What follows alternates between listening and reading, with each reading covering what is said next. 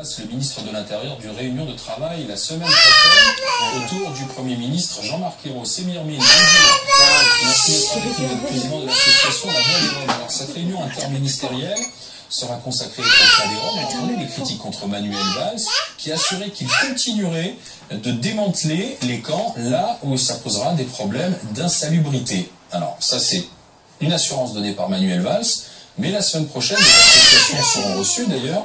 On va parler peut-être d'un certain nombre de pistes, notamment l'accès au marché du travail. C'est là la clé pour les Roms, c'est l'accès au marché du travail en France? Alors premièrement, c'est la clé, effectivement, c'est la base sans laquelle aucune action ne peut avoir d'effet réel, aucune action d'accompagnement. Ensuite, il s'agit de l'accès au travail non pas pour les Roms, mais pour les ressortissants roumains et bulgares, et il se trouve que parmi eux, il y a un certain nombre de familles roms. Parce qu'il y a un blocage, il faut le rappeler, et il y a une mesure transitoire où, pour un employeur qui veut embaucher un ressortissant bulgare ou roumain, principale nationalité des Roms, comme vous voulez le dire, il doit payer 700 € de taxes à l'Office français de l'immigration, et en plus l'accès à l'emploi est limité à une liste de 150 métiers. Donc si on donne ce marché à l'emploi, on résout tous les problèmes?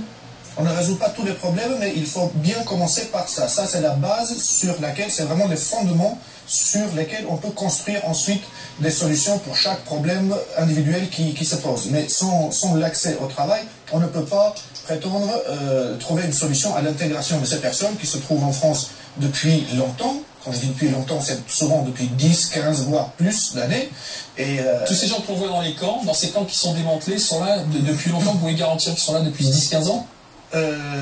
Peut-être pas tous, mais tous sont là depuis un temps considérable et avec une envie en tout cas d'y rester. Et il y a effectivement des personnes et des familles qui sont en France depuis 20 ans. Parce que ce qui pose problème à la population française notamment, ce sont ces camps où on voit des gens aller, venir, mendier, que l'on retrouve ensuite dans le métro, que l'on retrouve au feu rouge. Cette population a envie de s'intégrer, d'avoir les enfants scolarisés et de travailler? Pas seulement qu'elle a envie, mais elle a envie aussi de participer à sa propre intégration, et c'est pourquoi nous nous sommes adressés aujourd'hui à monsieur Ayrault, donc au Premier ministre, en lui demandant de participer aussi à cette réunion de réflexion qui aura lieu la semaine prochaine, et pour proposer des solutions concrètes à ces problèmes qu'on montre comme ça en épingle, mais en fait, qui sont exagérés un peu trop, y compris Pourquoi exagérer?